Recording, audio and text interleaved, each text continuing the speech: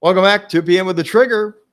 Once again, streaming live on multiple channels, help you shine on camera and shine on stage, helping executives build out their leadership brand and learn media skills in the process to help you do what you need to do to express yourself better and better. And again, shine on camera.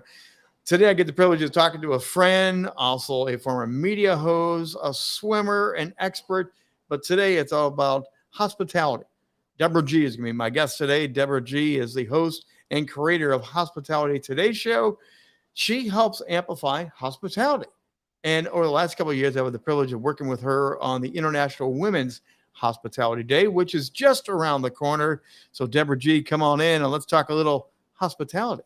Yay! I'm so happy to be here. Great to have you back again. I'm getting excited about the International Hospitality Women's Day. It's always a great affair. And over the last couple of years, we've had to pivot and move. And this year, again, it's crisis in hospitality. Last year, we were in Ukraine, right in the middle of the war. And what a great time we had with one guest, one conversation as the war was raging.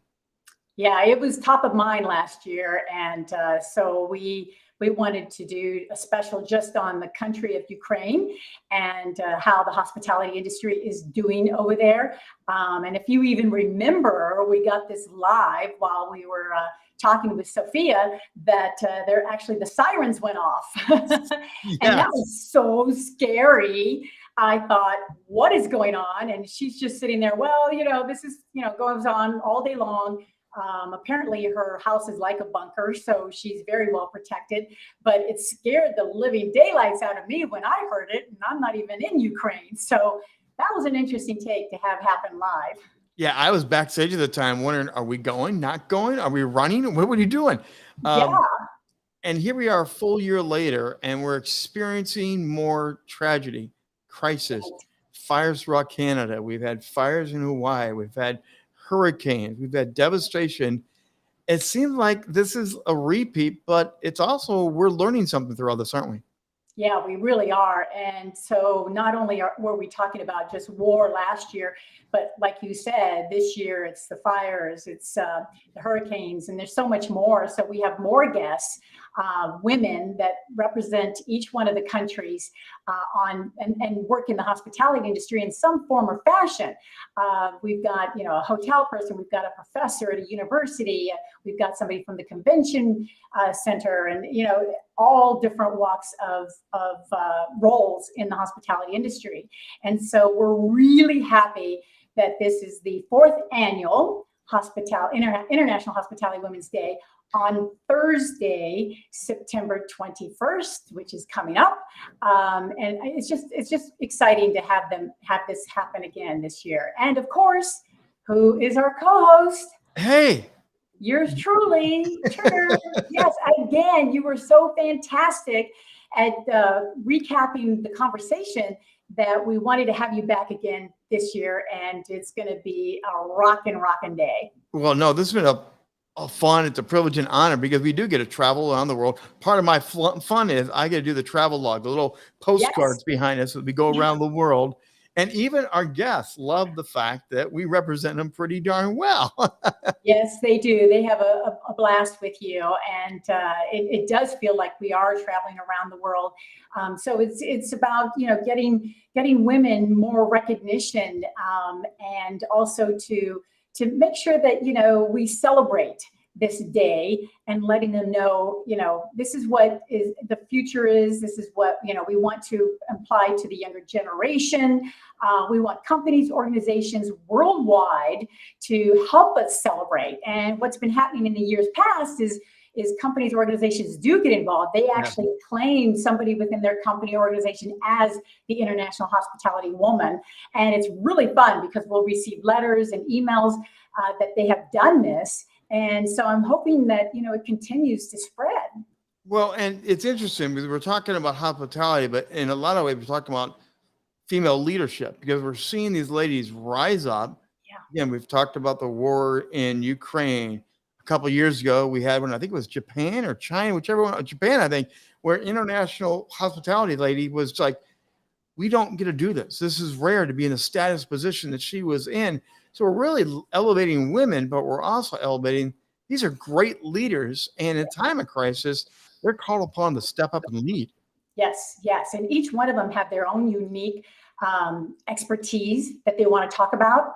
And that could be, from leadership to family balance, to, what is going on in their country, and health and wellness, and what is, International Hospitality Women's Day mean to them. And so it's kind of a free flow conversation, but we're having a blast with it. And also, this is the day that everyone should wear the color green.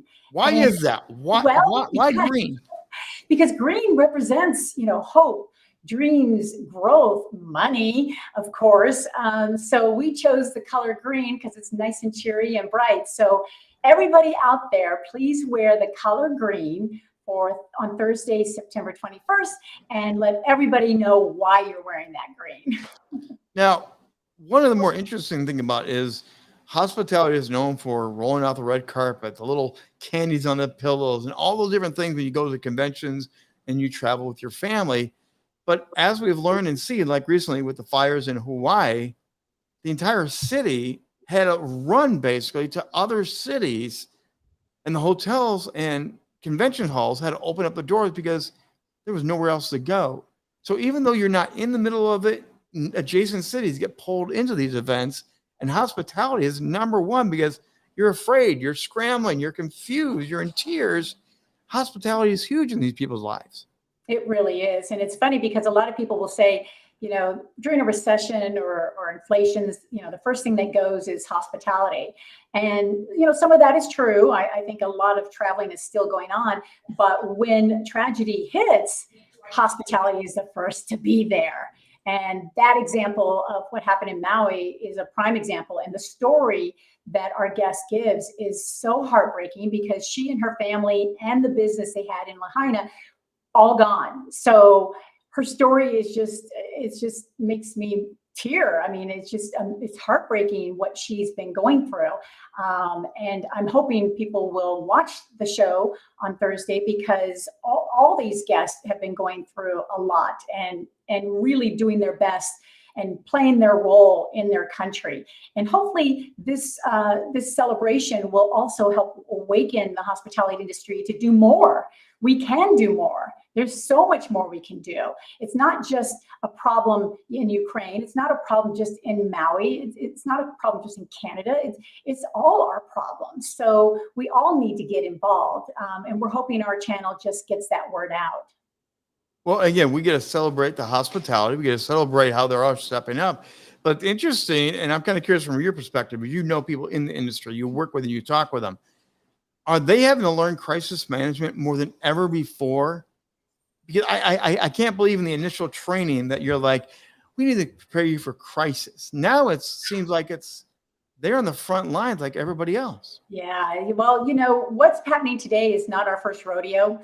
We've been through this for years and years and years. But the more it happens, the more training there is, the more that is out there. I mean, like right now, human trafficking is another one that seems to get a lot of attention in the hospitality industry right now, and training people what to look for, how to handle situations like that. So there's constant education happening in the hospitality industry. Do we have enough? No, we can definitely continue to bring everything to the table and keep the conversation going, because it's important. It's not only hitting our professional life, but it's also hitting our personal life. So I think the hospitality industry is probably way ahead of so many different industries out there because we get hit so hard. But there's always room for more education. Well, and as I'm preparing to join you for International Women's Hospitality Day 2023, Hospitality in Crisis, but I'm also reading up, and it's interesting what I'm reading, and I'm curious, are you picking up on this? Maui is open. Right. Canada has raging fires. Canada is open. So they're not telling you to stay home. They're saying, come on in. Yes. Yeah. And that's the time to really get the good deals. That's the time to know that there's not going to be crowds around. So a lot of times, it's best to run toward the situation instead of running from it, because as I mentioned on the show, I've experienced that before. You know, where a nice small town here in Arizona called Sedona was up in flames, and Yes. my girlfriend working in the hotel up there said, "No, it's not. Still come on up." And so we did go up, and there was nothing going on. It must have been way outside somewhere, but we had the whole resort to ourselves. You know, we were on social media trying to tell the world that, hey, Sedona's open, it's great. So I can't even imagine that not happening in Maui, because there's so much land in Maui, other parts of Maui to visit. And this is the time that you run toward and help these people. Well, and that's one of the things that I don't think you even talk about, but I do know people that gear up. They go from firemen to first aid people to Red Cross. They go in as people who's going out. So they have to find housing. They have to find hospitality while they're in there serving the rebuilding or prevention healing time. You have emergency responders in to these hotels that are relatively vacant right now as well, right? Yeah, they are. Again, everybody gets hit, and everybody, you know, when you get hit, you need help. And I just don't think that there is enough help for all of them. I know, you know, just trying to find a guest to come on the show from Maui was really very difficult. Oh, wow. They're just so busy. They're trying to, you know, help others. They're trying to, you know, keep everything afloat. So it was really difficult to get somebody to talk to us. And when we finally did, oh my gosh, the story is just, again, heartbreaking. So I hope everybody tunes in to hear her story, and of course your recap of her story. It's just remarkable. And I think everybody will have a sense of humanity when they watch the show on Thursday, because it's just a need in our industry, and we need to help each other. Well, every year I've done this, I've learned so much. Yeah, right. It's like I know how to travel better, prepare better. I know how to eat better. I know what to look for in foreign countries. I've learned Right. so much of the time of doing this. Right. It really is very educational. It's fun, but I'm curious, why do you do this? What draws you to this? You know, that's a very good question, Rich, because when we got hit with the pandemic, we also saw everything shut down. And I thought, we got to keep the conversation going. And so that's why I started the podcast, Hospitality Today Live, because I just felt we needed each other. And we really needed to bond and keep conversations going and seeing how people are feeling. You know, health and wellness is a big topic. Well, if you look back at our broadcast shows on YouTube, you'll see that, you know, a lot of people were dealing with depression, you know, loss of family because of COVID, and on and on. And, you know, they had lost their jobs. They don't know where to turn to. And we were able to bring that to light and keep people connected. So that was really, it really felt good. That's why I kept doing it. I wanted to give back to the hospitality industry, and that was my way of doing it. Since then, we have expanded to, GMID, Global Meetings Industry Day. We do a whole all-day leadership interviews all day long with the top leaders of the industry, which is a lot of fun because they know I won't let them on the show except for that day. So they're all lining up for that day. So that's fun. And then we created International Hospitality Women's Day because we thought, now we're global, and as big as our industry is, it's small. Why not bring the global aspect and let women converse with each other? And we're hoping to expand this hopefully in person next year. So you have to stay tuned on that. I'm looking to have some hospitality on the road and have a little bit of fun. Wouldn't that be nice? Bringing Yes. all these women from different countries to come together and converse. It would be magical. So before I let you go, I do want to drive people to your website. You are going to have information coming up about the International Women's Hospitality Day coming up on Thursday. But you're not just about hospitality. You're a speaker. You're a coach. You do so much. So what are they going to find when they go to check out the new Deborah G website? Yeah, thank you so much, Rich, because this is brand new. I have a brand new topic, programs, brand, in other words, because, coming from the hospitality industry, I really struggled with, what's going to make me as a speaker and author unique, because I can speak on leadership, sales and marketing, revenue management, the list goes on and on, customer service, because that's what hospitality is.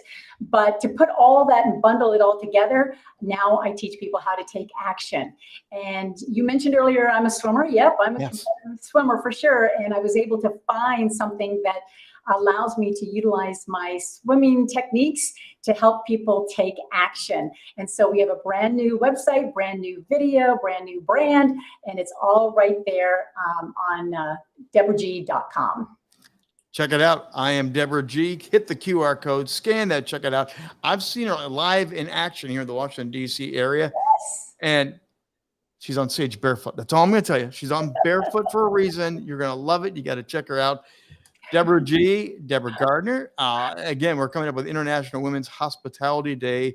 And again, it will be a special event. I want to make sure we hit that one more time for you. It is going to be hospitality in crisis. Not that hospitality is in crisis. Really, hospitality is helping us in our time of crisis, right? Yes, absolutely. So, and thank you so much for being the co-host. We enjoy you. And boy, you bring so much to the table. And we can't wait for the big day.